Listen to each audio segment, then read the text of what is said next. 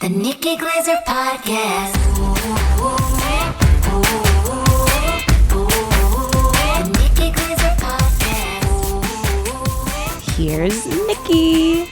Hello, here I am. It's the Nikki Glaser Podcast. Welcome to the show. I'm Nikki Glaser. It is Tuesday here in Los Angeles. This is coming out Tuesday night, so we're taping day of. I just have to say that. I feel proud of us. Yay! We get this thing out. It is current. Anya is here. Anya Marina. Hello, Anya. Hey, baby. Hey, baby. We are here live Noah now. is not here. You're not here with me, but we're remote. But it feels like we're all here. I was just thinking today how lucky I am that I get to do a podcast where there's just I'm not like nervous. I just get to hang out with my friends, and it's just a job that is just so ideal. Where we just this is exactly the same conversation. Maybe a better conversation than one you'd eavesdrop on if you heard us eating in the Whole Foods cafeteria like we did last week, Noah. You wouldn't really hear that much of a different conversation. I mean, maybe my voice I'd be a little bit more like this if I talk. But it's pretty much the same thing. It's so cool. And in next week I'm going to have on my friend Brian Frangie, so gear up for that. I used to do a podcast with him called the Not Safe Podcast. It was when I had that show on Comedy Central, and he and Dan St. Germain, another really funny comedian, were my two. Brian was my producer, and then Jan was my co-host. But Brian ended up being like one of the co-hosts as well, and he's hilarious. You guys are gonna love him. He does an Apple blog where he just reviews apples really savagely. I've talked about him a ton of times before, but he's savagely. Just I can't wait. Yeah, it's so funny. He has strong opinions about apples, the Sweet Tango being his favorite apple of all time. The Sweet Tango people even talked to him and flew him out to the Sweet Tango farms to because he's done so much good publicity for them. But he does a blog called the applerankings.com if you want to check it out. It's so funny. He's just the best guy, and I just know besties are going to love him, and I'm excited for you guys to meet him next week. He'll be on both the shows next week. So Brian Frangie, Frange is his name, and he writes for Adam Ruins Everything, that old show, and then he also writes for Adam. What's Adam's name? Adam Ruins Everything guy? Fuck. Adam Conover. He writes for his YouTube channel where he does these serious breakdowns of why does Ticketmaster suck, and then he explains it all, and you understand everything, and it's all about capitalism, and there's 3 guys at the top. It's pretty much the show Succession is the answer for everything. Which I have so much to cover, but right now I'm in on Succession. You guys know I go through phases of I'll be into Veep, I'll be into Seinfeld, I'll be into Just Shoot Me. Shout out to the bestie who wrote me today that she is going on a job interview via Zoom, I think, with a potential boss, and his name is Jack Gallo, which is the name of the boss on Just Shoot Me. And she was like, I was thinking of you. And I'm like, good luck, bestie. But right now I'm in a Succession phase. I just finished season 1. I tried to get into the show before. It was just, I didn't have anyone to watch it with. This time I am gearing up for season 4, which is going to drop, I think, March 26th. Or it's going to start March 26th. I love how HBO does it old school style with 1 a week. It's not too much. Noah and Anya, you are both caught up through season 3, correct? You're ready for season 4.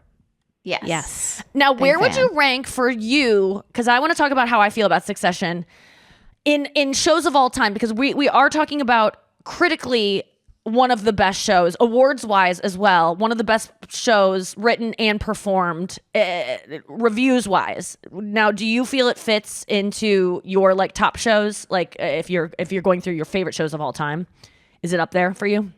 Absolutely. For me, it's top 3. I would say Succession, Veep, and then I'm leaving an open spot for something I think of later at 3 a.m. when I'm okay. Fuck. Well, can I give you mine? Mine are Mad Men is my number 1. I don't remember anything almost that happens in it, except when John Hamm says, "I don't think about you at all" to Pete, and then when John Slattery's character, the old guy Roger, fingers Joan, and they have sex on the street. Those are 2 moments I remember. And God, I forgot all that of by Kieran the and Shipka, the little girl, is by a dumpster. They almost get mugged, and then they're fueled by their. And then they Passion, that was so fear. good. Oh my God, spoiler alert for a show that happened 12 years ago, but maybe more. I would say Mad Men, Veep, 30 Rock. But if we're going dramas, Succession is Succession is like I would say it's 10% Veep because I'm not giving it. I hate when people go, it's half Veep, half Mad Men.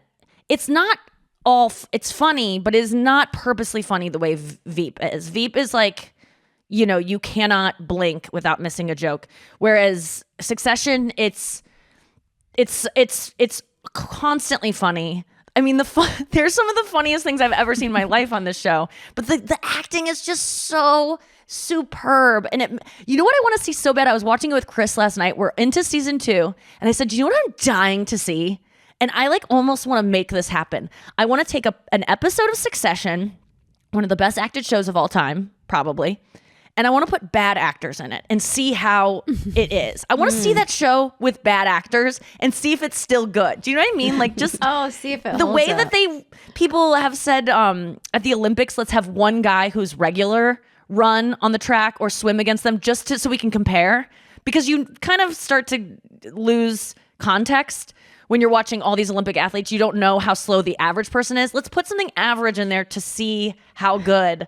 It would be funny to see like that movie The Room, which is like the worst acted movie.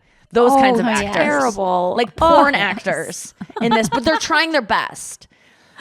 I want to be on this show so fucking bad. I am obsessed with every character. I want to be Shiv and just like always like, okay, Shiv. cool. Like she's always just like, like tucking her like kind of neck back and going like, Yes. Okay. And then I love, but my favorite character to do an impression of is Marsha, Logan Roy's wife. And everything she says is so intense. And I've just been like telling people like I've been telling Chris, like just talking to Chris, like in this voice, like it's almost sexual, but it's like evil. I want to play an evil person. And I think that's why I'm attracted now to more characters that are like older enchantresses, because I'm going through that phase. I'm going through many phases in my life.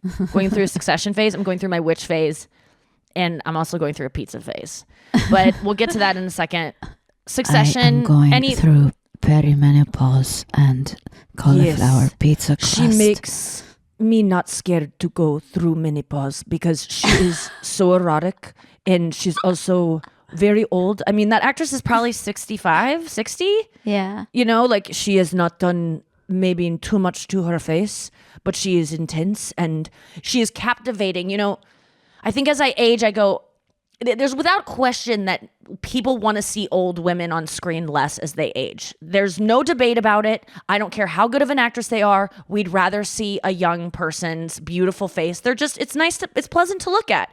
Oldness reminds us of death. It reminds us of like our own mortality. It's not that we're just like disgusted by old people, but we kind of are, because you don't want to be sexually attracted or like drawn to old people, because then you want to fuck them and they're too brittle to like take on fuckings. So biologically, when we all used to rape each other all the time to like, in tribes, I think it was mostly rape happened, much like in the animal kingdom. You don't want to rape an old woman. She can't. Do you know what I'm saying? Nothing's going to happen there. What do you mean? But I've spent a lot of time Googling. No. It would hurt her, as actresses. I'm saying. It would hurt a lot more to like jam your penis into an old person that can't, the bones can't take it. So it would, first of all, it wouldn't work because they're I like how you take the menopausal. point of view of the rapist.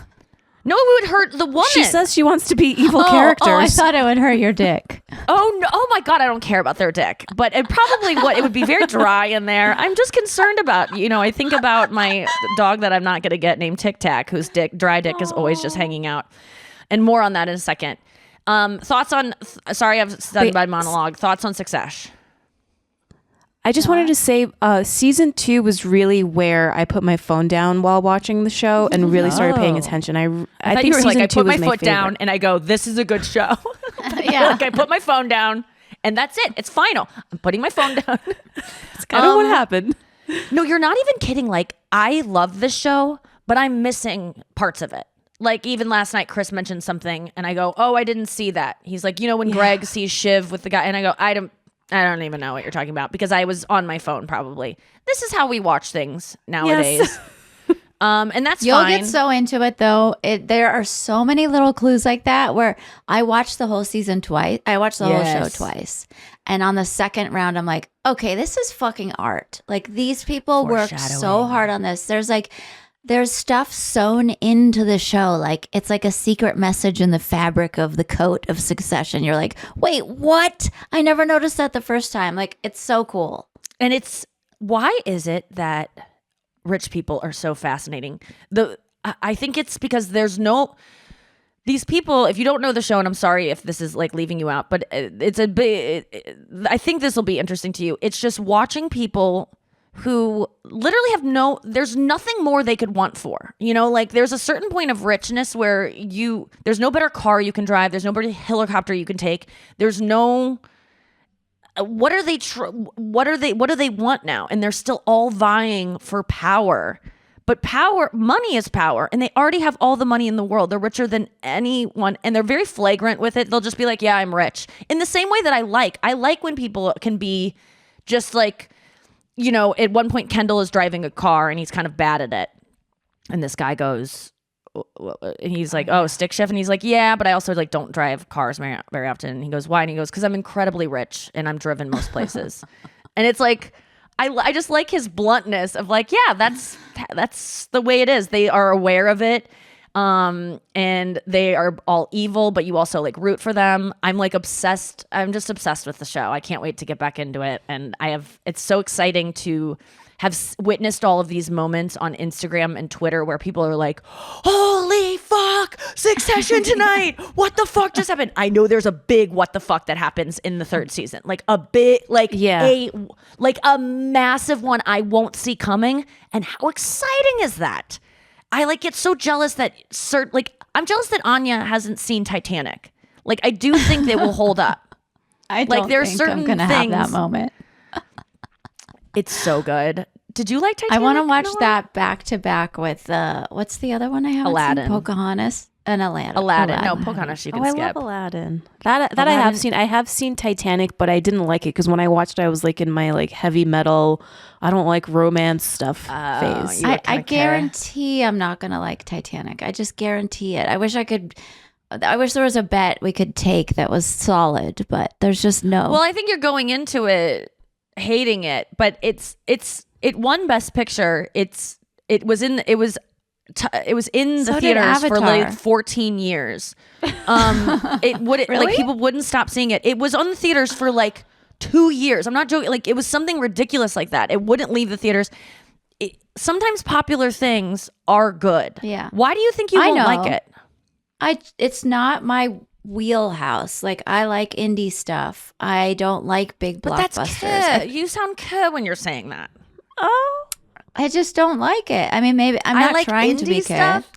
Well, so if it was Wes Anderson's After Titanic Sun. and it was just like you, After Sun is one of the best films I've seen all year. So is Tar. Tar is a blockbuster, right? Wouldn't you say it's a blockbuster? what blockbuster means, like it's like killed it in the box office, and I don't think Did that's it true at or all. not? I mean, Okay, it was so on maybe it's streaming not. almost immediately, but I think it's definitely people have seen it. It's popular. It's nominated. I Like guess it was a huge budget. it was film, critically acclaimed. I think. Oh, it was. Okay, I thought it was a bunch of people talking I the whole think. time, so I didn't think it was a huge budget. But Okay, you're probably right. It's not a blockbuster, but it was a big film. Whereas After Sun is like a little one. I guarantee if you saw After Sun and kept your phone down, no, I can't guarantee this. I was going to say you'd love it. I think you might think it's the most boring film of all time, but it's so beautiful. It's so slow and beautiful. okay, so And is Titanic. just seems Titanic big. is beautiful. Did you like Jurassic Park or did you hate Jurassic Park? No, I did not. You did not like Jurassic Park? Did you No. see it ever? Yes. When and did I you saw see it? the latest one. I saw like Jurassic Park. I mean, the those sequel. are stupid. Like Jurassic Park holds up in terms of like the CGI. I mean, Titanic is just a masterpiece. It's gorgeous. It has a like winding long story. It's just like it's beautiful. I remember, I mean, I was in 8th grade when I couldn't sleep because I was so obsessed with it. I remember the first time I saw it. Really? I couldn't stop crying. What were you I was like, obsessing about? the love story and the epicness of the special effects, and like seeing you witness the Titanic sink. You witness like the mayhem that happened when the iceberg hit. You witness like, every man for himself, women and children first, the lifeboats, the drown, like, and you see it coming. You see like how you just are brought into that world so beautifully. I mean, James Cameron kind of knows what he's doing. And it's just, and Leo and Rose, I mean, Kate Winslet, I mean, there's no two better actors out there. And they have real chemistry.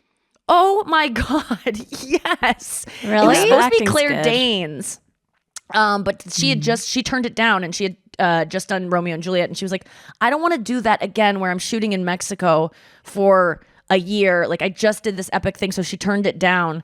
But Kate Winslet, oh my God, they're still friends. I mean, their chemistry is crazy. It was the first time I had watched something and been like, I mean, it kind of was one of those like, it turned the ignition on of my womanhood. It was just kind of like like it was like starting up, and it was like kind of the engine was turning over. I remember That just makes being sense up at why night you love looking it. at a blinking VCR because I couldn't sleep. I was on my parents' floor, of course, because I was That's scared war. of ghosts or whatever, or nuclear war. I at was this point. thinking you probably liked it so much because it goes with your first word, which was danger. You were watching like Yes, a like there's an shipwreck. imminent danger, but it was really the love story. Like I was just so into. I've always loved like will they, won't they, and then like little catching glances, and then like forbidden love. I'm always into that, and it's the most forbidden love because we all know he fucking dies at the end, and it's so cruel that they took him from us at the end, and that could he have fit on the board with her? We don't know, but just tying this back around, when I was talking on the podcast a year or so ago about how I love those will they, won't they, like just like hand holding, like, and then eroticism that's just so subtle in movies where there's like little things. A bunch of besties sent me a clip from Pride and Prejudice 2005 with Keira Knightley and Darcy, the character. And there's this one scene where, their whole storyline is kind of the same thing, a Ross and Rachel, but he's like, he's too proud and she's in prejudice of her kind of like lower status, but he's drawn to her and he can't help it. And she's just like bold and kind of like, I don't even like you. I don't even think you're cool because you're rich. And then their hands touch at one point because he helps her onto this carriage, and she kind of feel like you can see her be like, oh my God, like distracted. Like, what was that feeling I just caught from his hand? And it's so electric. And then he walks away and you see him like flex his hand. And that is like one of the hottest scenes I've ever seen. Cut to me watching all the scenes. I've never even seen Pride and Prejudice, the whole movie. I've only watched the YouTube compilations of all the romantic scenes between Darcy, just their whole relationship. You can watch it in 1.5 hour. And it really just like, you can follow the storyline. You know exactly what's happening. But then, so I'm watching Succession over the weekend and I go, this Tom guy, who Tom is one of the best characters of all time. I go, what else has he been in? I need to know. He's so good. He was Darcy on Pride and Prejudice 2005. He's the guy that I've literally don't know because this is so, their chemistry is so, he is the romantic lead versus Keira Knightley in Pride and Prejudice. This goofy, dopey, corny, idiot, like, Tom, selfish, but also like sweet, this like dork Tom who you would never be like, wow, he's so hot. He is the pinnacle of hotness in So Pride and hot. Prejudice. And it's so cool. I think he's so hot in Succession, though. Real, He's just, well, I don't. his character is First sort of season, neuter. is he hot? Because I have not caught a glimpse of. I mean, there's moments where I like how honest he is, and it's just like, whoa, he's just like, Yeah. he's so stupid. He's honest all the time, so there is an attractiveness there. Okay, we have so much more to talk about on the show, including why I didn't get a dog Tic Tac, and also my pizza face. So we'll get back to that as soon as we get back from break. All right, so we're back. I update on the dog situation. Yesterday I was flying back from Greensboro, North Carolina. I mean, this weekend was such a blur of Marriotts and theaters and southern towns and highways people. and I mean, it So was many the rich same white thing. Rich. I mean, I loved all the shows this weekend. Thank you to everyone for coming out. Definitely like made a mark in the South. I will be back to these places. Greensboro, Durham. I've always loved Raleigh and Durham. But Durham, I didn't get a chance to see, but I've always loved Raleigh. But Durham, I played this weekend, and that we played, and then What was the other one? Charleston was awesome. And we've been there before. God, what a beautiful, cute town that was in. There was some drama there, though. But lovely shows. Thanks for coming out. Flying back yesterday, I'm like looking at pictures of Tic Tac. I know that he has a respiratory thing going on now, and he has to get on meds before he can get neutered. So I can't get him till after he's neutered. So I'm like, I might have to fly back to LA. I'm texting with Natalie from Mayday Rescue. She's updating me about they've got him on meds. He should be ready to get neutered next week. And so I was like, okay, I'm trying to find time to come back to LA because I'm leaving this week to come back to St. Louis just to pick up Tic Tac. And then we're talking and she's like, it doesn't look like, I don't know how we got on it, but she's like, he needs to find consistency because he's not potty trained yet. And I did not know he was not potty trained. This is a 10-year-old dog, I'm finding out. He's not 8, he's 10. That's never been potty trained, which is heartbreaking if you think about it, because I don't know his history, but that means he's never been domesticated truly. He's never felt safe. Like, he's never had a leader. He's never had something he can trust, and like, he's never been shown the way. And it also means he's probably been beat a lot, because dogs that the number one reason that people beat dogs, I'm guessing, I'm not the head of PETA, but it's probably because they shit somewhere or they piss on something, and then people fly off the handles and they beat dogs. So this dog has probably seen savagery because no one's trained it in its 10 years of life.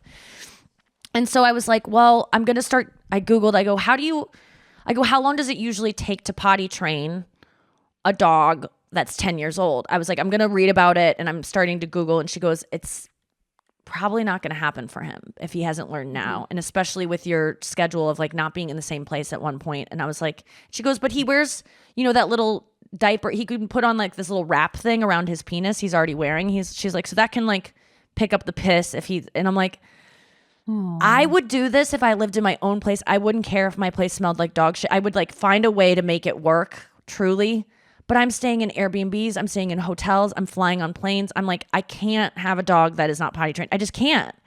And tears started welling in my eyes because I'm like, oh my God, I can't have this dog. And so I wrote her and I was like, I'm so sorry. Like, I didn't really know this about him. And I don't think she quite understood this about him either. And so she was totally understanding. I was kind of scared to tell her, but she was like, that's okay. What about Neil? And I'm like, I can't look at Neil the dog yet. Like, I need to mourn the loss of this dog that is on my phone faceplate still. I can't take him off because I just have hope that somehow he's just going to learn or something. And I've been watching videos constantly. Like, I've spent hours imagining my life with this dog. Like, it feels like a little bit of like how I used to feel when I would jump the gun with men and be like, yes, I'm going to get married to this person. We're going to be dating. I haven't had that feeling in so long, of this like projecting the future and like picturing your life, and then it's just like pulled out from under you.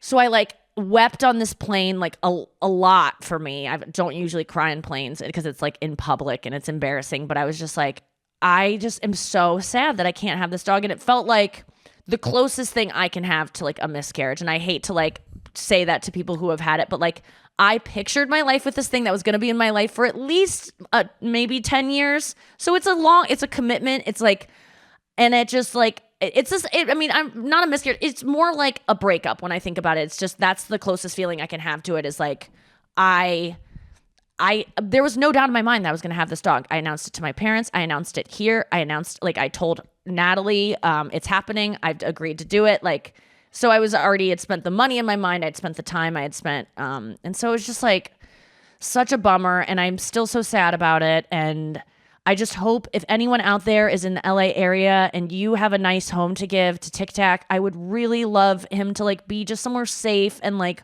warm. And he's such a cute dog. And I'm so jealous of whoever gets him. You're so lucky, because he is like, I feel like he was my dog for like a minute, even though he didn't like me when I met him. He doesn't remember me, but for like a week and a half, yeah, he was my dog.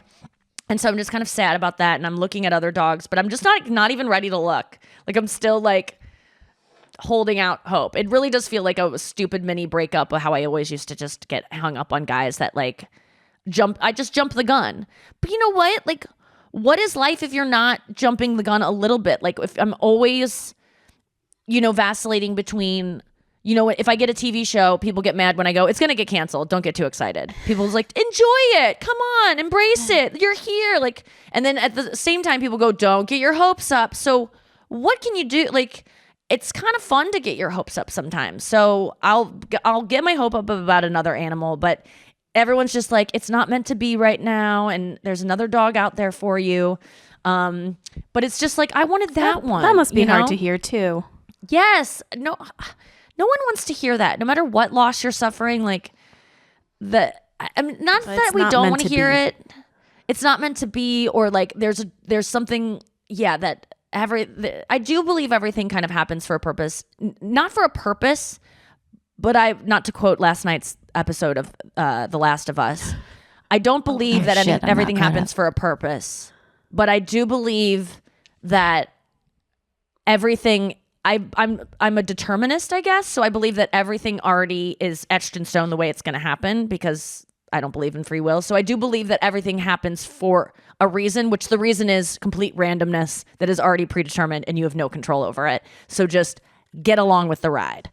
And whether or not I get attached to something or I don't is really not up to me either. I'm not really in control of how I feel about something.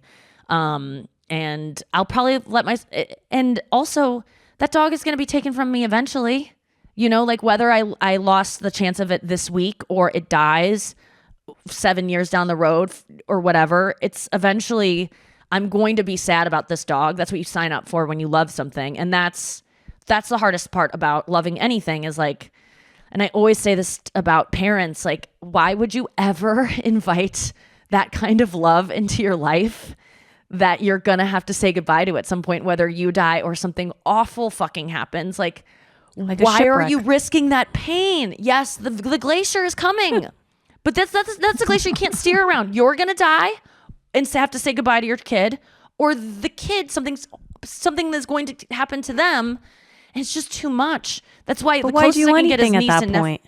I know. Well, that's my fear. That's danger, man. Danger is like having a kid, loving something too much. Dog, for some reason, I'm like, okay, I can handle this because I know.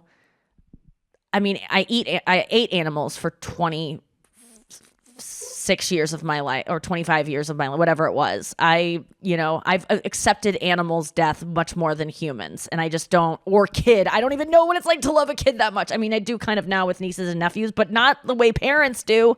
It's still not as strong. It's scary. So I salute parents out there for taking the ultimate risk of being sad a lot, but also being so happy. So it's both sides. It's such a leap. Oh my God. Committing to a relationship is such a leap too. Yes. Whether it's with a dog, a person, Oh my God. having a child, anything. It's like, how long is this going to last? No one knows. You're just in it until it's over. Even with a relationship, my fears are like, I'm going to want to get out of this, or I picked the wrong person. There's someone better out there for me.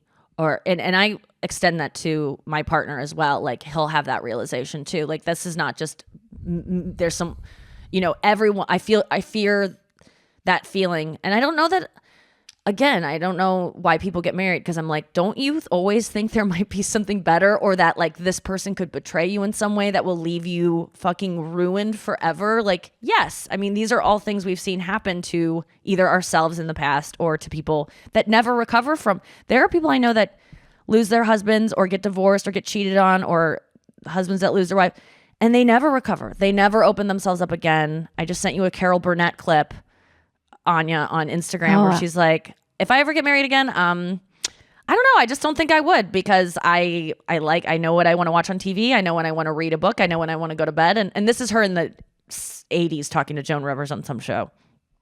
And she's like, I guess if I ever got married again, we'd have to have separate houses. Like, she's kind of like closed herself off too from obviously some pain she's experienced before, or just some loss of either her freedom or autonomy. Because with every gain, there's a loss. But I think with the marriage thing, like, I guess with kids, when you have a kid, I know that parents sometimes go, what the fuck? Like, they kind of look at me like, don't do it. I've had that look before where parents go, don't. They It's a just warning. shake their heads, kind of like when their kids are screaming and they look at you like, and they just quietly move their head back and forth and give you big eyes. Like, I hate that I did this. Like And a I know- hostage. Yeah, it's just a little fucking alarm goes off on my phone that's like, like there's, yes, like a hostage too. They totally let you know in these little ways, but you're not like, there's a better kid out there for me. Like you're not meeting other kids being like, I guess you are. I'm sure there are parents that see other kids and they're like, why can't my kids act that way? But I think instead of going like, man, I wish I had that kid, they go, what did I do that my kid's not good enough? My kid's not like that. I mean, I think a healthy parent blames themselves as opposed to like, Yeah, they should. but if you're in a relationship, you don't look at other people and go, what am I doing wrong that my boyfriend's not like? Well, maybe you do. Like you just go, I want another one. You can't trade in a kid you're not like cheating on your kid. You can't cheat on your kid or like find a better kid to replace them. But in marriages and stuff, I mean, I was saying this weekend how I want to be a third wife. Like it would be so fun. And how that's embarrassing to some people, but I think it would be the coolest because that's what I feel like with Chris. Like Chris is my like, you know, I've tried a bunch of different things on while knowing Chris, while having dated Chris. I've dated other people, and then I keep going back to him. So it's not like, so I've chosen him. He should feel special. And I think as a third wife, you're like, this guy.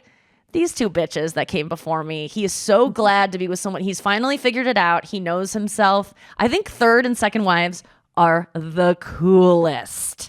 and that's to say that the first wives aren't cool or the first husbands.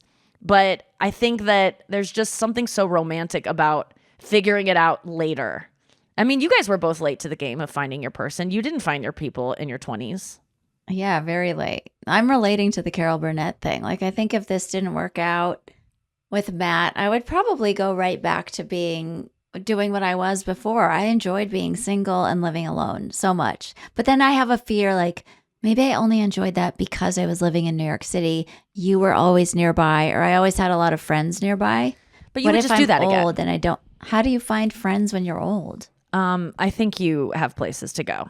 Like we be, you know, let me just say, if I can only speak for myself. If I ever found myself in a position where I didn't have friends or a sense of family or like loved ones, I would get into an AA program, a 12-step program that suits me, because there's one out there for everyone, no matter what you're And struggling every with. addiction.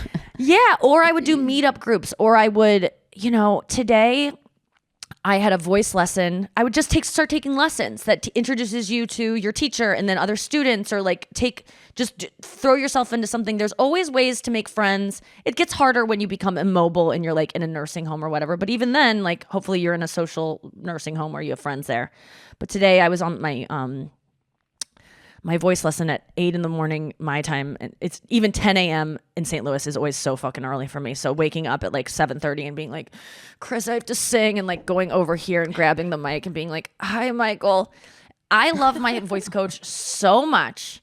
I just like, I've never felt this. Well, I have felt this way about, there's sometimes when you have a coach, like, I guess I've never had coaches before. Noah, you have coaches with jiu-jitsu. Have you ever felt like this extreme attachment to a teacher? Coaches. I need coaches is something that I learned from my guitar teacher years ago.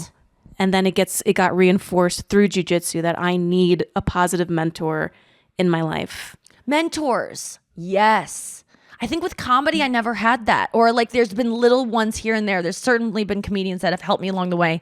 But someone who is like invested in you getting better and you work towards that together. I mean, it's kind of like a therapist relationship. Anya, do you relate to like loving, like you were in ice skating, like figure skating. Sorry to call it ice skating. I had a great coach for 7 years, and she was like my mom in a way.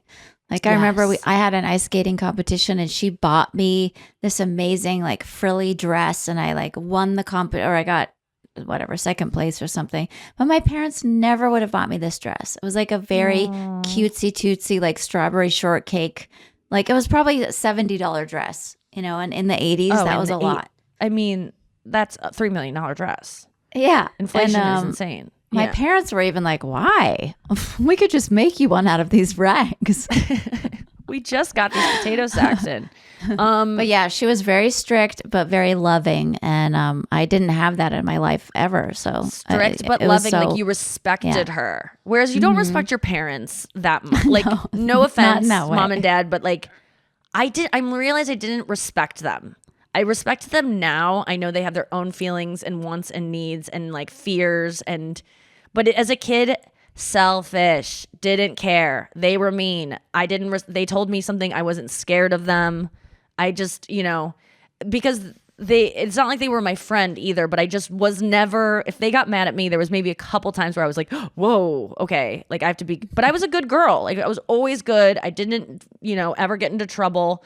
But I respect my teacher so much and I want to do good by him. And he also makes me believe in myself when I feel like I've had a string of vocal teachers that just, a good teacher is like hard to find. And we spend half of our lesson not talking about singing at all. Like he'll just be telling me stories about fly fishing and I'm like captivated. Like I just love the way he talks. I love the way and he just has so much to share, so much wisdom. He's in his 60s. Like he has just an interesting life. He's an artist. And truly every one of his stories like relates back to something I can use with my like vocal technique of like relaxation, accepting who you are, finding your true voice, figuratively, literally, all those things. But he got How sick does the last fly week. fishing relate? The fly fishing related where he I'll tell you exactly. This is so interesting because we were talking about his sickness. He got sick last week. He had a foot problem and he was in the emergency room, like really bad. Our lessons were canceled. It was really sad. And he's a very like diligent, like we don't miss a lesson kind of thing. And so I knew it was a big deal and I was checking in on him all week and I was compelled to, like, I was just like thinking about him a lot and being like, please don't die. Please don't lose a foot. Like, I just don't want this man to be in pain. It was almost like the way I feel about TikTok. Like, I'm just like Tic Tac. I'm just like, I want him to be happy.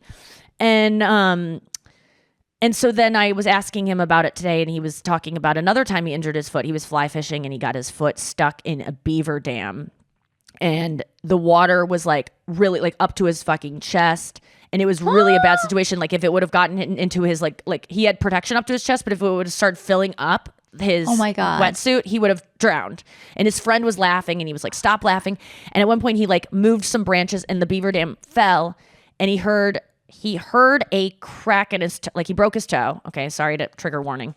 And he heard, I go, you felt the crack? Like I thought it was a branch. He was like, I thought it was a branch at first because I heard a snap reverberate through my body. And what I learned was how that relates to the voice is that your voice, your body is an amplifier. Like sound is vibration. So he heard this thing that happened underwater 6 feet below him. He's a tall guy. He heard it go up through his body into his head, reverberate in his head. So that's how it relates to the voice is like, and the sense of panic. And there was another thing that related like, and staying calm in the moment.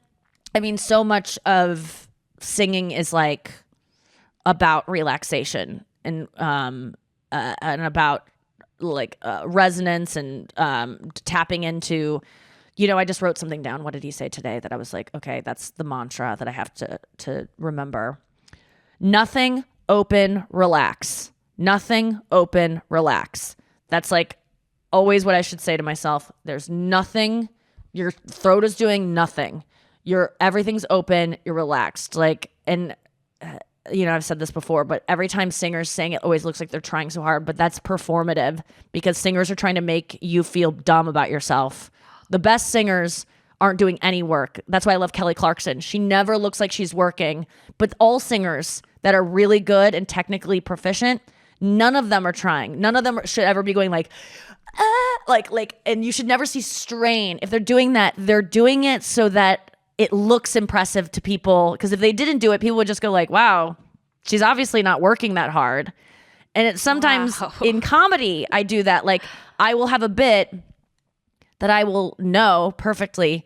But if I get into a repetition, if I talk like this and I go like this, and if I just told that joke normally, it wouldn't get the same. You wouldn't be as amazed as if I went really fast and was like, and then everyone goes, oh my God, she has it memorized. There's things you can do that make people who are laymen, people who aren't proficient in the thing that you do, be very impressed. Anya, do you agree with that with singing that Yeah.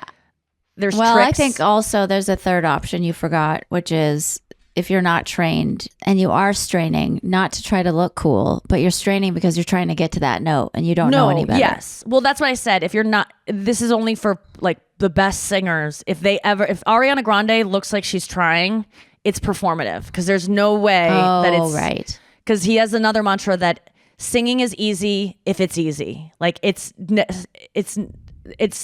easy if it's easy. Like if it feels easy, it's because it is easy. If it looks hard, it's because it is hard, and you shouldn't be doing that. So it's always you should never be straining. guy's The like second Buddha. that you're, yeah, I mean a little bit because that's what it's about. Like the second I stopped being like you either are or you aren't. The second that you just go, it's in all of us, and there's this like thing you have to tap into.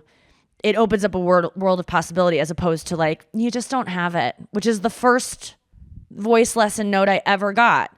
She doesn't have it. Like you either born with it or you who don't. said Like that? legs. My fucking Sheila Dugan, 2000. Who's that?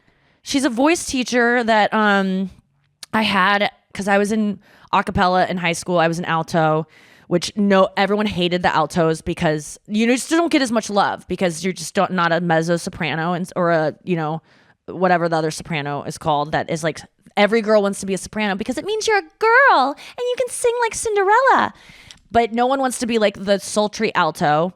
And so we just got no respect, no attention from Flash, our music director. Her name was Karen Flasher.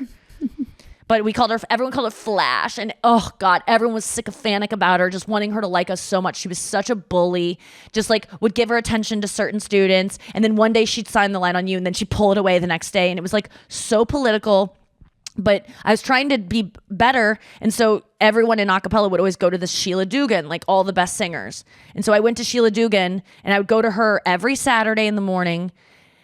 And then eventually my mom she got a call from Sheila or something. And I remember it was $50 a lesson. We'd have to drive out to Chesterfield. So it wasn't cheap. This is like 2000. $50 a lesson for an hour is a lot back then, even now.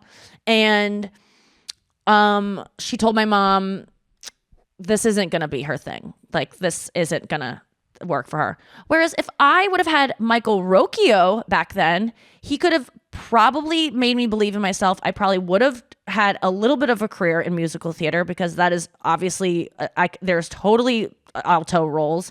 And I did have a soprano ability. I just couldn't tap into it because I was so fucking in my brain. I'm like, I'm an old grizzly husky woman. I'll never have a pretty voice. That's even so though it was always damaging. there. I listened to my high school voice. And I'm like, I could have been a soprano. I just didn't know how to do it. You can Because- hit some high notes. Yeah.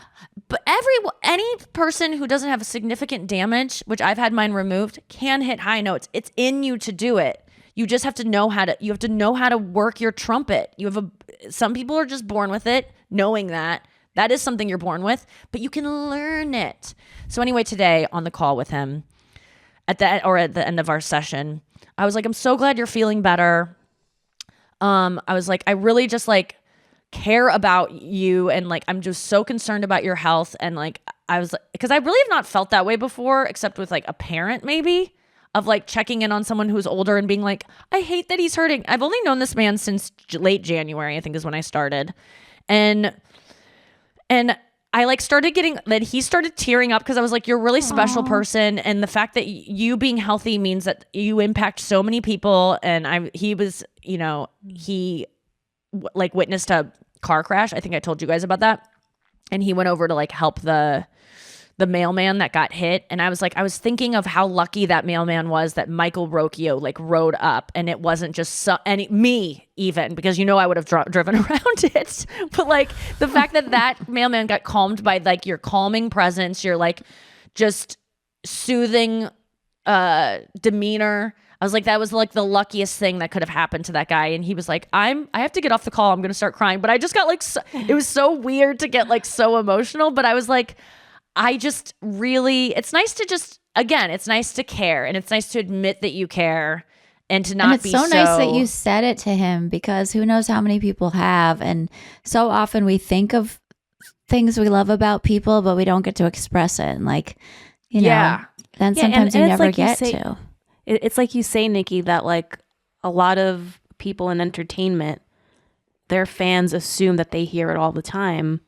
Yes. But, you know, for someone who's kind of like behind the scenes and who's, you know, like an instructor or a vocal teacher, to hear that back, you know, is touching. Yeah, he got choked up and he said, he was like, oh my God, really? Like, oh, he was so sweet. He was like, I mean, you just made my day. Like it was, and I wouldn't have expected what I said. I was just like, I just need you to know you're very important to me. And like, I can only imagine so many other people. I mean, he has dozens of students. And I was like, if I've only known you a month and a half or whatever, and you mean this much to me, like, please, like, keep living. And if you don't want to, you don't have, like, you whatever's gonna happen is gonna happen. But I was just like, you just mean so much. You're a very special person. And he was just like, and I just don't think men hear it that much. You know, I think women are more likely to maybe receive that kind of thing because we're emotional people and people are more apt to give it to us. But if this is a reminder to anyone to, like, you know, those videos where on TicTac, I'm getting my TikToks and TicTacs confused. So on TikTok, there's sometimes videos. I'm not on TikTok, but you know, on Reddit, they'll show up where it's like a guy in a mall and he's going up to kids and he's like, do you want to call your dad and like would you call your dad and tell him you loved him like right now, or that like you miss him or something? And you hear these like dads being like, hey, what's up, son? You need to get picked up. And he's like, no, I just want to say like I love you and like I don't say it enough and I just like appreciate you. And the dad's like, okay, son, all right, well, I love you too. Like it is so fucking sweet.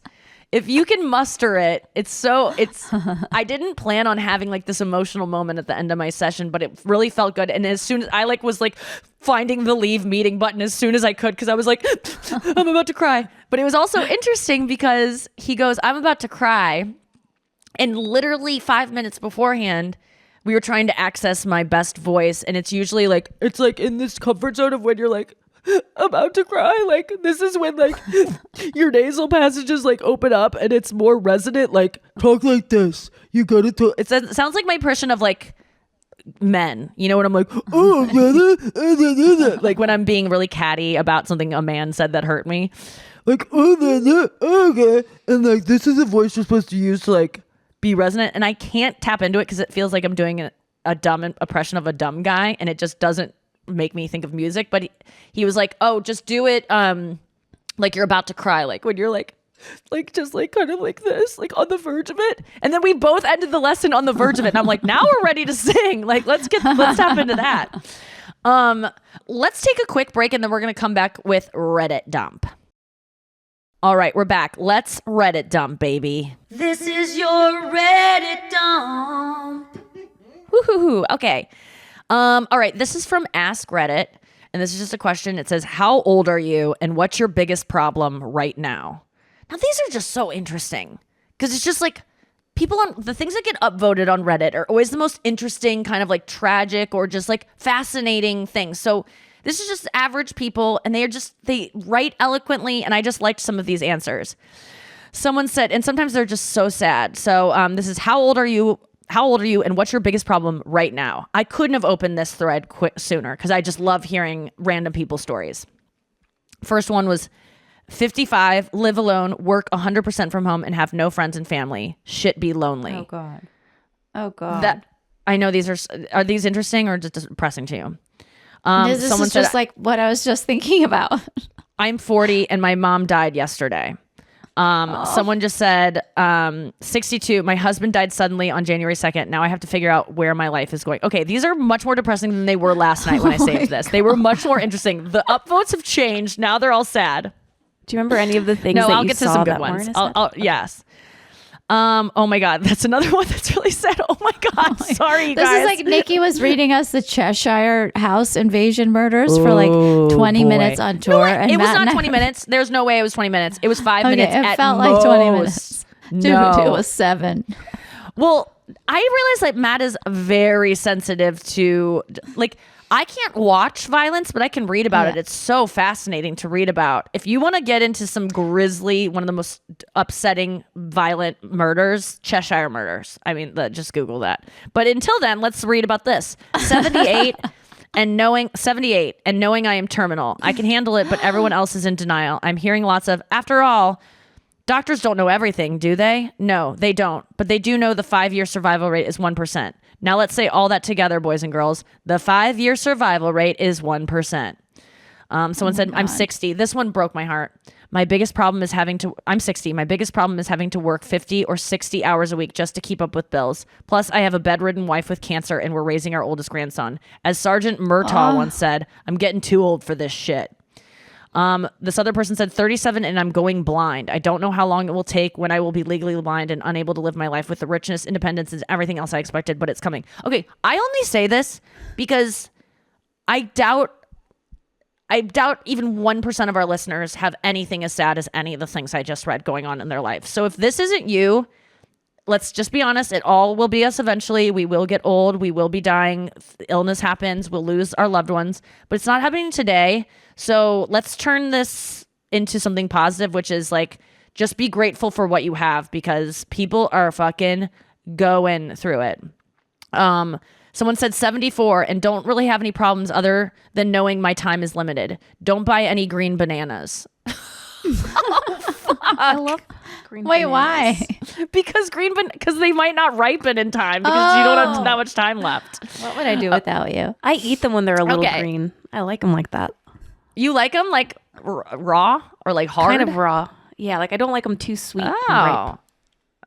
Ooh, I like when they like have bruises. Like when people are like, I'm not eating that banana because it's bruised. I'm like, those are the most delicious sweet parts. Yeah. So you don't like sweetness, do you, Noah?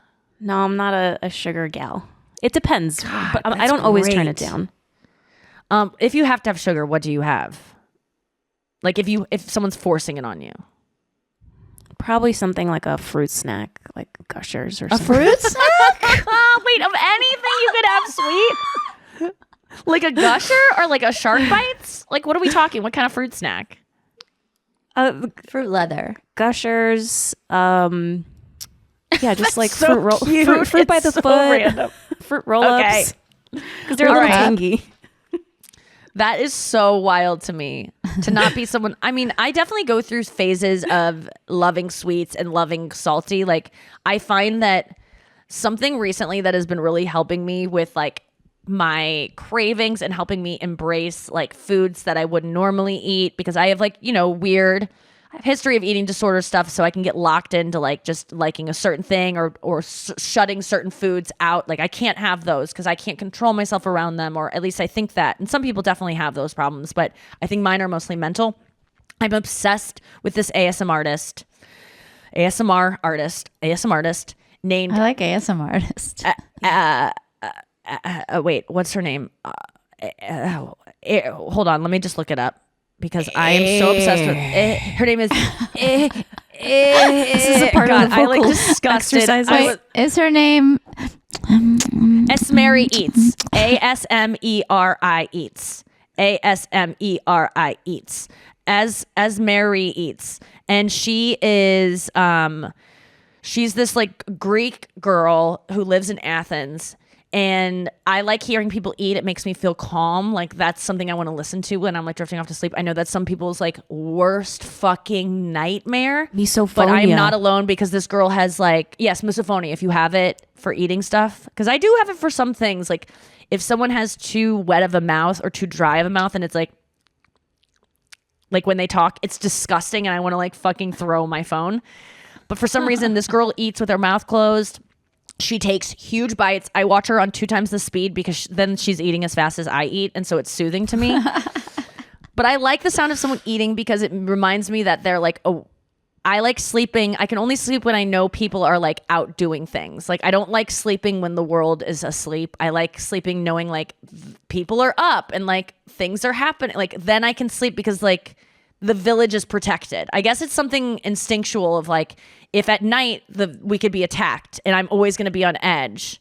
But if I know that everyone it's a busy world of Richard Scarry out there and people are all like doing their things, I can sleep because I'm like, no one can get me because it's daylight out and I just feel safer. But there was this girl eating on a plane next to me one time and I was like, just ASMRing out so hard. She was like crunching these chips in the right way and she was closing her mouth. I was like, and it was just so good. And I was buzzing. I was just like, oh God, yes, keep going. I never wanted those sun chips to end. That was like the perfect crunch. And then after that, that's when I started directing my searches towards ASMR videos, like eating. And then I found this girl, ASMR Eats, E-R-I, ASMR Eats. And she eats so much. She eats the amounts that I want to eat in one sitting, but I can't because I think she doesn't have an eating disorder though. She just like, she does intermittent fasting, not even purposefully. She's just like, I only eat for survival. I don't like to eat. I think it's just annoying that I have to eat. It's almost like she eats like going to the gas pump. Whereas I fill up my gas, like I'm just like, I'm bored. I just like want to get gas and I want to like stop. So I'll just get like $5 in. And then I need $5 a little bit later. She just fills up once a day. And I don't believe in intermittent fasting. I think it is adult anorexia. But this girl has, I know that she just listens to her body. She's like, she does not have an eating disorder. She doesn't puke everything afterwards. A lot of, I think, mukbangers do purge afterwards. So I'm not encouraging this. Please don't do this. But she has talked about like why she can do this. And she's like, she'll go a while without eating. And then she's like, every time I eat, I'm hungry. I don't eat because something looks good to me. I don't eat because we're going to dinner and I have to like eat. I only eat when I'm hungry. It's survival. I eat when I'm weak and I need the food. And I wait for my body to like crave certain things. So anyway, I've been obsessed with her for weeks now. And she helps me because sometimes when I am just eating nervously and I'm just like wanting to stuff my face and I'm not even hungry, I'll just put on her and I'll like, for some reason it hits that part of my brain that wants to just chew and it like does it for me where I'm not actually doing the behavior. I'm just like listening to someone do it. So it's not like I'm starving myself. I never starve myself. I'm not listening to this. What a lot of people listen to these videos. This is why I'm doing trigger warnings kind of here and there because people watch these videos because they're trying not to eat and they're like, I want to watch her eat. And it's a big thing as people watch these. I used to do that when I was anorexic. I would watch the Food Network. Is it addictive? 24 hours a day. No, I used yeah. to watch it when I'm like feeling stressed and I just need to calm down. It's calming to me. But and could one become addicted to it? I don't think it's an unhealthy addiction to watch these videos. Like it's not like, no, I not more than any other thing on your phone that you watch a lot of. I used to stare at Instagram like food stuff a lot. I remember it would you were probably soothe hungry. me so much. Yeah. And I would just God, when I don't watch it when I'm hungry. This? Yeah, that's because you were starving yourself probably. I'm not trying to project, but I used to be obsessed with watching food stuff when I was hungry. Like when I got anorexic in 2002, I went from never once watching anything food related to 24/7, like always watching the Food Network. We didn't have phones back then yet. So it was just like always watching. And my parents were like, you're into cooking food, you're into preparing it, not eating it, but I wanted to watch it. But anyway, I watch these videos and some days I'm in the mood to watch her eat a cake, like an entire cake in one sitting. And sometimes I'm in the mood to watch her eat like 14 quesadillas because I want like salty and like whatever.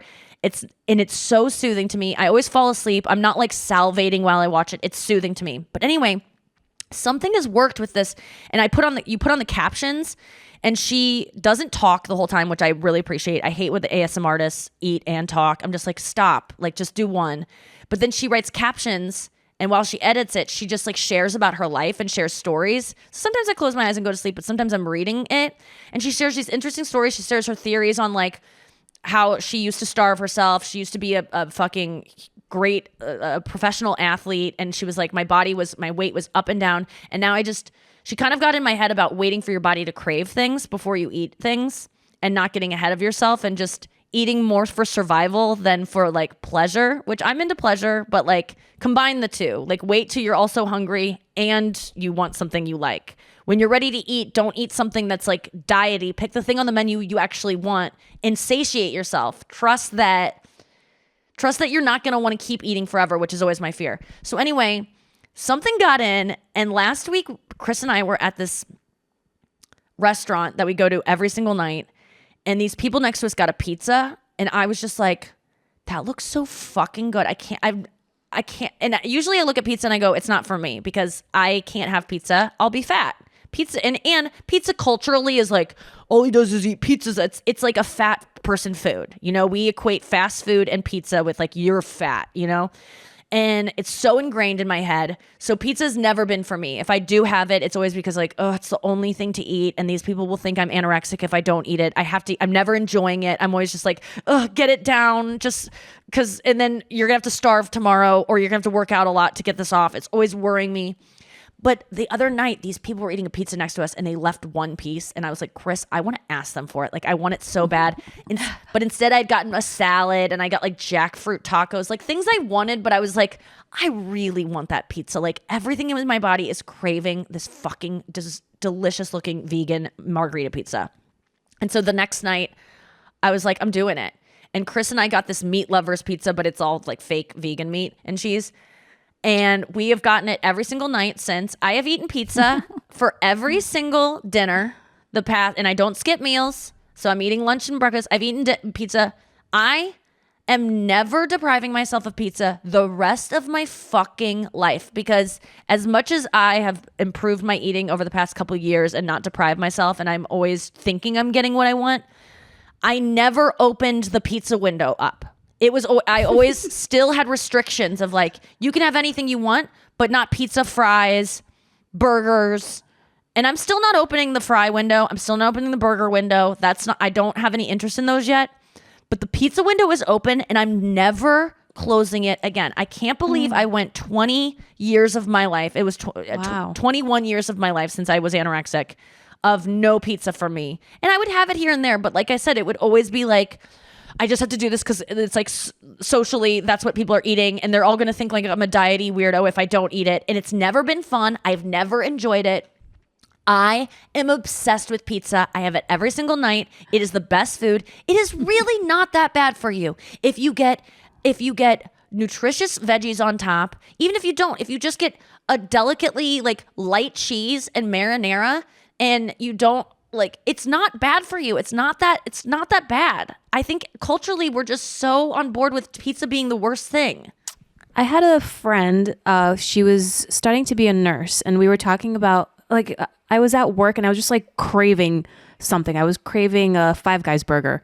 And I was just like, I don't want, I'm not going to go down and get that because it's greasy and all that. And she goes to me, when your body is craving something, it's telling you that it's deficient in something. Listen to it. Listen to your body. You wanted and fat. Go and get it. And also, welcome to Pizza World. Well, thank you for having me. Add a number to the sign where it says population, because I am here to stay. I'm obsessed with pizza. I love it. I'm never depriving myself of it again. And guess what? I'm kind of fucking full after I eat it. I don't need to have all of it.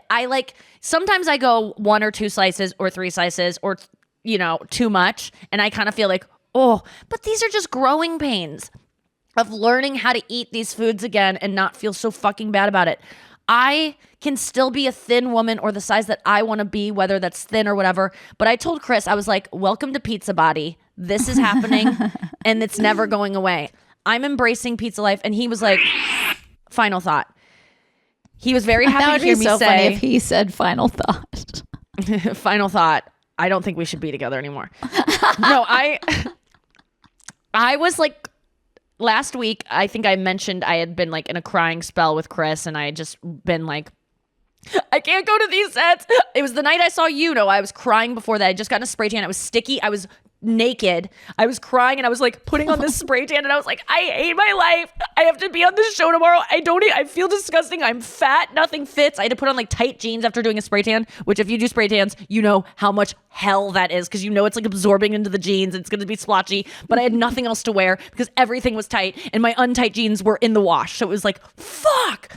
So I was crying and I was like, I'm fat. And he's like, I don't know what you're talking about. And I'm like, but everything's tight. So there's no way I'm not fat. Like, these things that fit before don't fit anymore. So you're just, like, I know that I am. And I was like, I know I'm not fat compared to but I'm fat for me. And I was like, and then cut to, I cried it out and then I was fine. I came home and I was like, hey, let's watch Succession. And he's just like, are you like, who was the person that was here before? And why did she just disappear within an hour? Like, and that's, I can change within minutes. But last night I was like, babe, I'm in pizza phase. This is my pizza body. I love, I'm going to be a little bit thicker now. And it's going to come and go. And he's like, okay, I don't trust this person who's talking to me right now. And I'm like, you shouldn't. You absolutely shouldn't. I'm going to be crying about how I'm fat in 4 days. No matter, like, my cycle, my hormones, my emotions are, but I'm telling you right now from a healthy point of view, at the core of my being, I know that I would rather, Kate Moss was always like, nothing tastes as good as skinny feels. That is, she's never had pizza. Yeah, she's never been to Pieology. You don't need to be fat if you eat pizza. It doesn't make you fat, you guys. Overeating makes you fat. Waiting to eat until you're starving and then you eat so much because your body thinks it's preparing for fucking hibernation, that makes you fat. If you eat pizza like a normal person, you won't be fat. Our diet culture has ruined our brains, including mine. But I really appreciate how this girl, and I want to, when we go to Athens, I really want to invite her to the show and I want to meet her because even though she has millions of views and followers, I feel I'm like, she's such a celebrity to me. I love this girl. I'm not alone. All of us stan her so much because she's just like no drama, even though like all the comments under her videos are like, you're so no drama. I'm like, who's bringing drama to the Instagram eat mukbangs? Like, where's the drama there? But I guess YouTube is a wild world that I don't really know what's going on there. But yeah, I'm just obsessed with pizza. I've literally had it for every meal for a week and a half now, for every dinner. And there's no stopping it. Eventually I'll move on to something else, but I just want to encourage people out there that might think like me when it comes to food. I think there's a lot of you. Like you said, like your friend said, like if you're craving a burger, just have a fucking burger. If you never have and if you're craving it because you're like emotional and you're like, I'm giving up, I don't fucking care. But like, listen, I'm starting to see a new therapist in a couple weeks that's a somatic therapist because I'm so out of touch with my body and like listening to my body and like what it wants and feeling things. Like my voice teacher had me do one of those relaxations where you start at the top of your head and then it moves through your nose and now your lips are relaxed. Now your throat. Now and then it starts to get almost like you're like, oh God, please don't say every part but it's so funny. He's so respectful. He jumped right from my like throat to my knees. I was like, thank you for skipping all of the other stuff. I was like, is he gonna trace it all? And I was like, okay, good. Like he allowed me to do that on my own, and then he picked it back up at my knees. But I just. Do you like Noah? I've always prided you on being like an intuitive eater. Like I feel like you're always able to put things down and just be like, I'm good now. Like I don't need like. Did that moment that she said that to you? Do you do that more often now, where you like look for actually what you really want? Those are words that have stuck with me. I think this happened maybe like 10 years ago.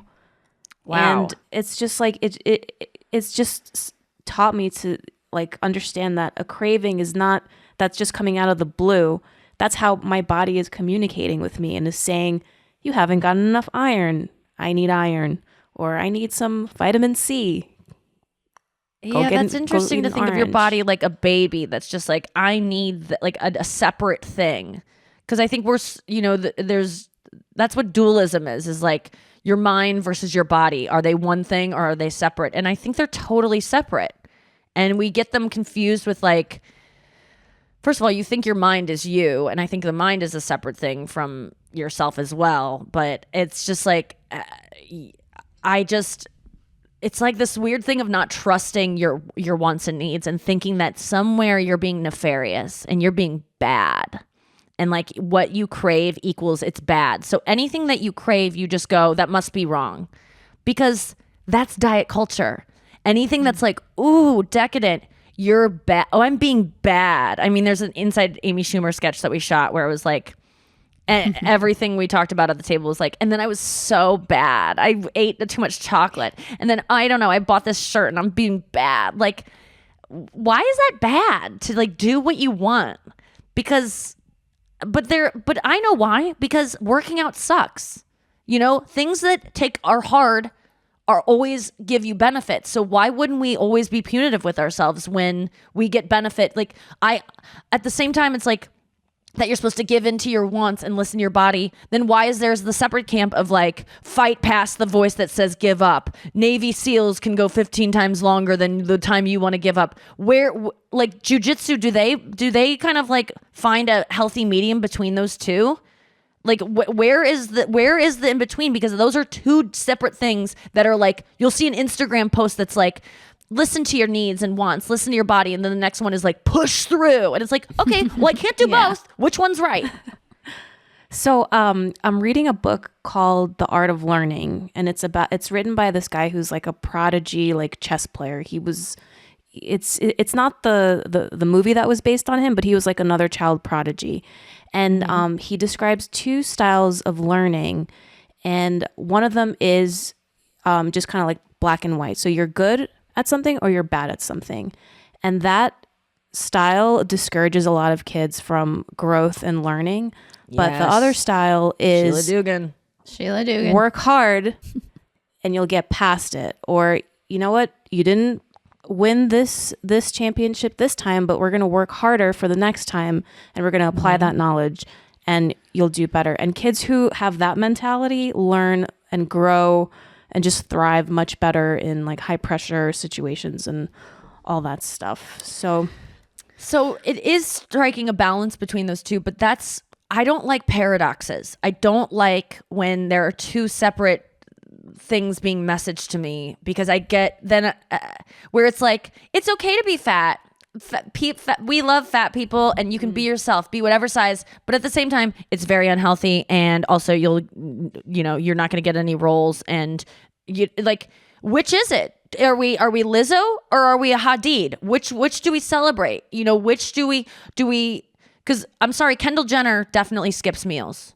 She does, and we reward that. And we go, wow, good on her. Lizzo doesn't. And then we reward that. Which one is it, guys? Which one do you want us to do? Because you can't do both.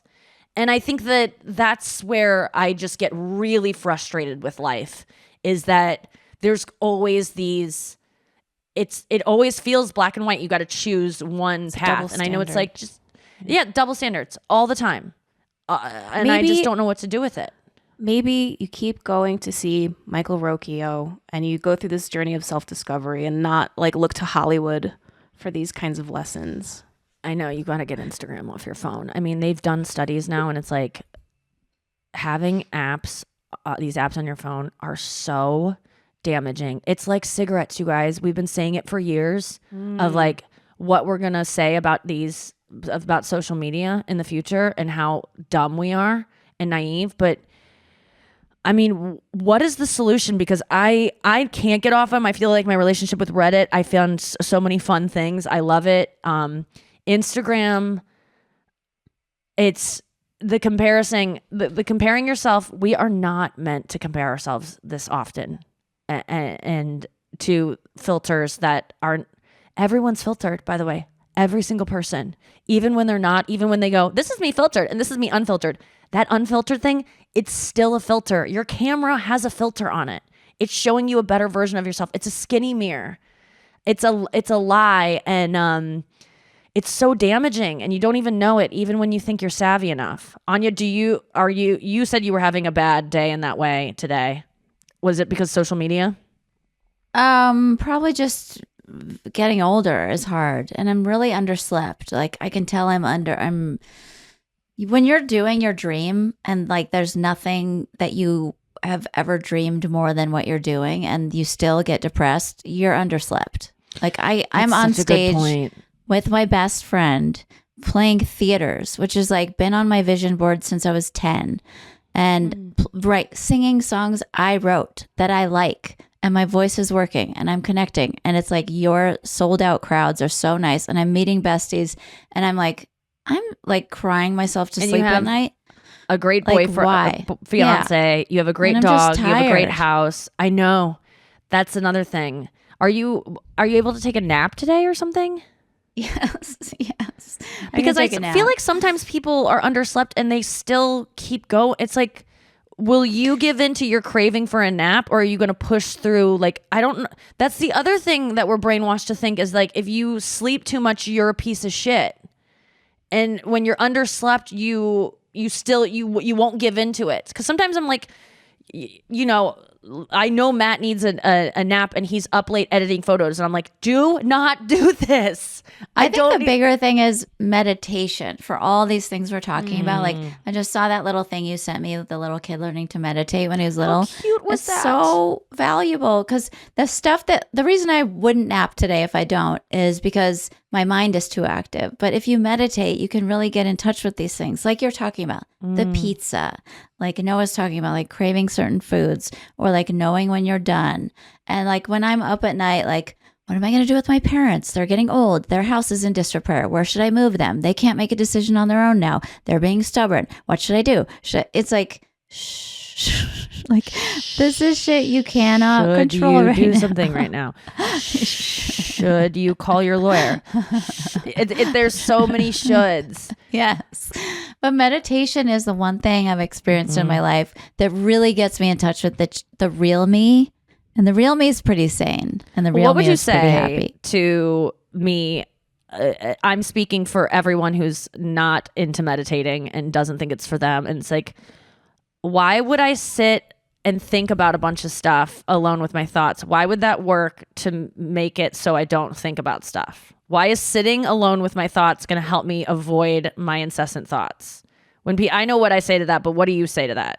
Because that's what everyone, to me, as being someone who playing devil's advocate, meditation sounds fucking insane. If you're talking about I need to be escape from my thoughts, I'm going to sit in a chair and think about stuff. What the fuck? And try to avoid my thoughts. What is that going to help? I would say go for a walk. You don't have to meditate sitting in a room. You could like go for a walk without your phone and just like be out there with yourself. Okay, well, I will say that meditation is not, to answer my own question and still keep it on meditation, but you're right. Go for a walk. There are other ways, but walks aren't meditating. There may be like calming, but it's not the same as sitting alone. Like the last thing I want to do right now is just sit on the couch and like think about my thoughts, but I'm going to do it because I don't know why it works, but I swear that it does. And if you just follow the steps of looking at your focus on your breathing, and then when you realize that you've stopped focusing on your breathing and you're thinking about your parents getting older and about what lawyer to call, and then if you realize you're thinking and you're like, oh shit, I'm not breathing, just go back to breathing. A second later, when you're thinking about what am I going to eat today, and you get lost in that thought, and then the second you go, oh shit, I'm thinking, I should be breathing, go back to breathing. That's the only thing you have to do. Thoughts are allowed to come and go. What it does is it helps you see thoughts as things that you can duck under and not let capture your attention and ruin your focus. Because we get lost in thoughts and we don't know where we are. We literally, they're like dreams where you like wake up from, like you can get out of the thought and go, oh my God, that wasn't even real. And I got out of it.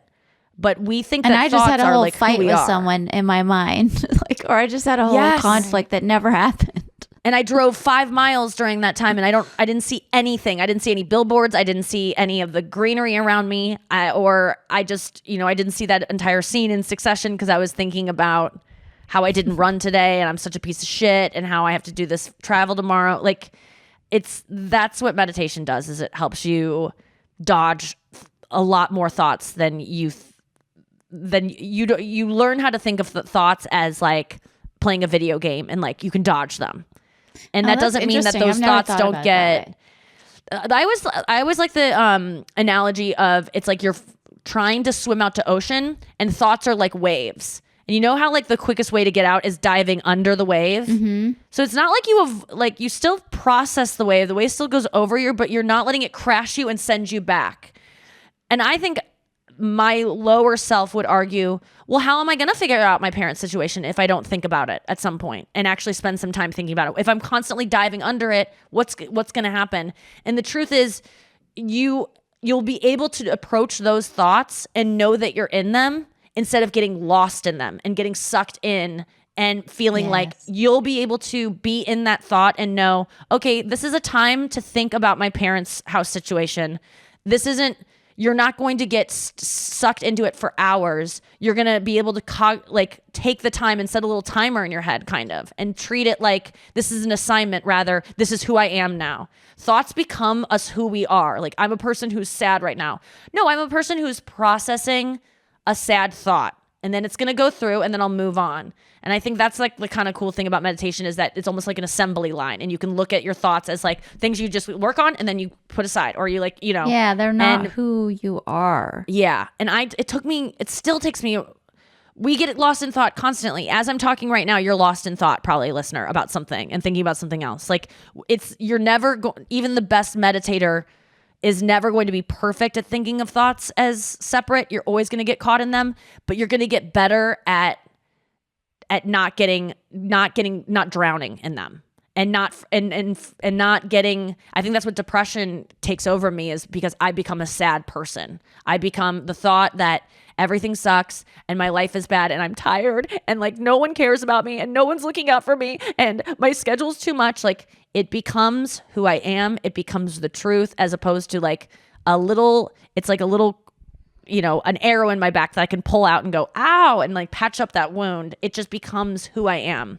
So maybe that will help someone Nikki today. It kind of Glaser, helped me. queen of metaphors today. I like these. Well, I The don't arrow, know that I'm any gonna of them are remember really that. good.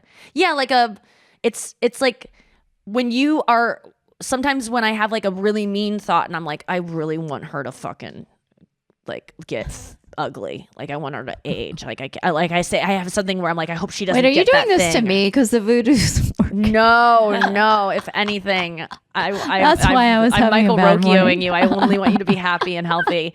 But there's sometimes I have those thoughts, and like then I can get sad that I'm like, I'm a bad person that I just wish that on someone. It was just a little arrow that went in my back. It's not. I had a little bit of I hurt my knee. It's like something. It's a little accident that happened. I didn't choose to have that thought, and I can treat it and just go, oh, well, I just have a bad knee today, as opposed to I have a bad body. When you hurt your knee, you don't go, my whole body. I mean, my mom says she's a broken woman, but like my mom is jumping to I'm a broken woman when it's really just her neck. So look at the things, look at the sadness in your life, look at the fight you're in with your boyfriend or whatever, and look at it as a part of you and not the whole you. Because it's for some reason, we're like watercolors where it's like a little drip and we like suddenly like everything becomes red, and it's like it can just be a dot that, you know, is a part of you but isn't the whole you. But the whole me love is that. pizza right now, because I am made out of pizza, and I will have it again tonight. And I can't wait to tell you about it tomorrow on the podcast. We'll be back tomorrow with more analogies and metaphors and similes. Thank you for listening. Don't be Jackfruit. Yeah. Jackfruit Jackfruit on a pizza. pizza. Yes. Yeah. Not a taco that I eat the insides out of and don't even let myself have a tortilla. I mean, that's what I used to do, but not anymore. Pizza for life.